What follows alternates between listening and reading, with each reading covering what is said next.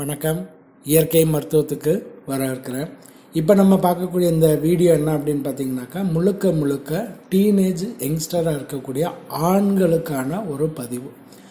இது மறைமுக பிரச்சனையில் முக்கியமான விஷயம். ஏன் அப்படின்னாக்கா, குறைபாடு அப்படின்னு போகும்போது அதுக்கு ஈஸியாக நம்ம மருந்து வழியில் சரி பண்ணிடலாம். ஆனால் இது குறைபாட்டிலேயே சேராது. இது ஒரு குறிப்பிட்ட நேரத்தில் அதிக உடல் உஷ்ணத்தினால வரக்கூடிய ஒரு குறை.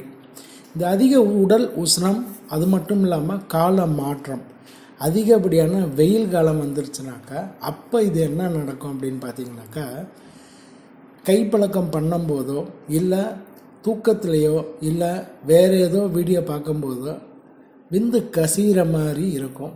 இல்லை கைப்பழக்கம் பண்ணி முடித்த பிறகு அவங்களுக்கு என்ன ஒரு பிரச்சனை வரும்னு பார்த்தீங்கன்னாக்கா, அந்த பழக்கம்லாம் முடிஞ்சு எல்லாம் முடிஞ்ச பிறகு அந்த விந்து வெளியில் வந்த பிறகு எரிச்சல் உண்டாகும். அந்த குறிப்பிட்ட மறைமுக இடத்துல அதிகப்படியான எரிச்சல் உண்டாகும். இந்த எரிச்சலுக்கு நம்ம போய் எங்கே போய் மருந்து தேடினாலும் கிடையாது. இது உடலில் ஏற்படக்கூடிய அதிக உஷ்ணத்தினால வரக்கூடிய ஒரு விஷயம். இதுக்கு மருந்து அப்படின்றது தேவையில்லை, உணவுலேயே சரி பண்ணலாம். அந்த உணவுலேயே சரி பண்ணக்கூடிய விஷயந்தான் இப்போ நம்ம பார்க்க போகிறோம். இது எப்போ வேணாலும் எடுத்துக்கலாம், எந்த நேரம் வேணாலும் எடுத்துக்கலாம், எத்தனை முறை வேணாலும் எடுத்துக்கலாம், உங்களுடைய சௌகரியம் பொறுத்து. இதை சாப்பாட்டுக்கு முன்னாடி சாப்பிட்ணுமா, சாப்பிட்ட பிறகு சாப்பிட்ணுமா, இந்த கணக்கே கிடையாது. சாதாரணமாக எந்த நேரம் வேணாலும், எந்த இடத்துல வேணாலும், எப்போ வேணாலும் எடுத்துக்கலாம். இரவு நேரங்களில் வேண்டாம். காலையிலேருந்து சாயங்காலம் 7 மணிக்கு முன்னாடியே எடுத்துக்கிறது நல்லது. இதை எப்படி நம்ம ரெடி பண்ண போகிறோம் அப்படின்னு சொல்லி பார்க்கலாம். இதுக்கு தேவையான விஷயம் என்னென்னன்றதையும் பார்க்கலாம். இப்போ இதுக்கு தேவையான விஷயங்கள் அப்படின்னு பார்த்தீங்கன்னாக்கா, முதல்ல நம்ம பார்க்கக்கூடியது நன்னாரி வேர். இந்த நன்னாரி வேர் உடல் குளிர்ச்சிப்படுத்தக்கூடிய விஷயம். அது மட்டும் கிடையாது, அதெல்லாம் நிறைய நன்மைகள் இருக்குது. இப்போ நமக்கு இந்த ரெமடிக்கு என்ன தேவை அப்படின்னாக்கா, நன்னாரி வேர். இப்போ என்னால் நன்னாரி வேர் எடுத்து ரெடி பண்ண முடியாதுங்க அப்படின்னாக்கா, நன்னாரி ஜூஸ், அதாவது நன்னாரி சர்பத் எடுத்துக்கலாம். என்னால் நன்னாரி இதுக்காக ரெடி பண்ண முடியாது, நான் போய் கடையில் வாங்கி அதை பவுடர் பண்ணிலாம் என்னால் ரெடி பண்ண முடியாதுனாக்கா, நன்னாரி சர்பத்தை கூட நீங்கள் வாங்கி உபயோகப்படுத்திக்கலாம். ஏன்னா நம்ம ரெடி பண்ண போகிறது ஒரு ஜூஸ் மாதிரி. அப்போ அந்த நன்னாரி சர்பத்தை கூட நீங்கள் வாங்கிக்கலாம். அது வாங்கி ஒரு 3 டீஸ்பூன் அளவோ இல்லை 4 டீஸ்பூன் அளவுக்கு நீங்கள் எடுத்துக்கலாம்.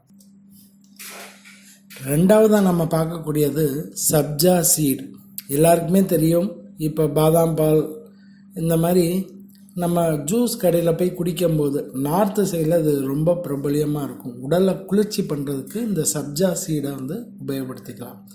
இந்த சப்ஜா சீடு 1 டீஸ்பூன் அளவுக்கு எடுத்துக்கலாம், ஜாஸ்தி தேவையில்லை. மூணாவது என்ன அப்படின்னு பார்த்தீங்கன்னாக்கா, பாதாம் பிசின். பாதாம் பிசின். இப்போ இந்த பாதாம் பிசின் நம்ம என்ன செய்யலாம் அப்படின்னு பார்த்தீங்கன்னாக்கா, பாதாம் பிசின் மட்டும் முதல் நாள் இரவே இதை ஊற வைக்கணும். அப்படி இல்லைன்னா ஒரு 3 மணி நேரத்துக்கு முன்னாடியே இதை ரெடி பண்ணி ஊற வைக்கணும். பாதாம் பிசின் ஜாஸ்தி தேவையில்லை, சும்மா ஒரு சின்ன துண்டு அளவுக்கு எடுத்துக்கிட்டால் போதும். பாதாம் பிசினை நல்லா தட்டி ஒரு கப் அளவு தண்ணியில் அதை போட்டோம்னாக்கா அது நல்லா பொங்கி வந்துடும். பாதாம் பிசின் ஒரு 2 டீஸ்பூன் அளவுக்கு, சியா சீடு ஒரு 2 டீஸ்பூன் அளவு கூட எடுத்துக்கலாம். நன்னாரி வேறு பவுடராக கிடச்சா எடுத்துக்கோங்க. அப்படி இல்லைனாக்கா நீங்கள் சர்பத்தாகவே கிடச்சா அதை அப்படியே தொடர்ந்து ஒரு 4 டீஸ்பூன் அளவுக்கு மிக்ஸ் பண்ணிவிட்டு, இதோட குளிர்ச்சியான தண்ணி, ரொம்ப குளிர்ச்சி எடுத்துக்கணும் தேவைன்னா லேசாக கூலிங்கான தண்ணியோடு சேர்த்து எடுத்துக்கலாம். இந்த முறை நீங்கள் ஒரு நாளைக்கு 1 முறை எடுத்துக்கிட்டாலும் சரி, ஒரு நாளைக்கு 2 முறை எடுத்துக்கிட்டாலும், இதை தொடர்ந்து ஒரு 4 நாள் நீங்கள் சாப்பிடும்போதே உங்களுடைய உடல் சூடு குறையிறது மட்டும் இல்லாமல், நான் சொன்ன மாதிரி அதாவது விந்து கசிதல் ஏற்பட்டாலும் விந்து வெளியில் வரும்போதும் எரிச்சல் இருக்குது, 2 மணி நேரம் ஆகுது அந்த எரிச்சல் போகிறதுக்கு. அதனால் என்னால் அடுத்து விரைப்பே வர்றதுக்கு ரொம்ப சிரமப்படுது, விரைப்பு வர்றதுனால எனக்கே மன ரீதியாக நான் பயப்படுறேன் அப்படின்னு சொல்லக்கூடிய இந்த குறை முழுமையாக சரியாகும். இந்த ஜூஸை தொடர்ந்து டெய்லி 1 முறையோ 2 முறையோ எடுத்துக்கலாம். இதோடு இன்னொரு உணவும் சேர்த்துக்கலாம். அது என்ன அப்படின்னு பார்த்தீங்கன்னாக்கா, தேங்காய் பால். இப்போ தேங்காய் பால் எனக்கு கிடைக்காது, அதை நான் ரெடி பண்ணுறது சிரமம், அதை கொண்டு ஆட்டி ரெடி பண்ணுறது சிரமம் அப்படின்றவங்க கடைகளில் போனீங்கன்னாக்கா, இடியாப்பம் வாங்கினீங்கனாக்கா கண்டிப்பாக அதில் தேங்காய் பால் வேணும் அப்படின்னா கொடுப்பாங்க.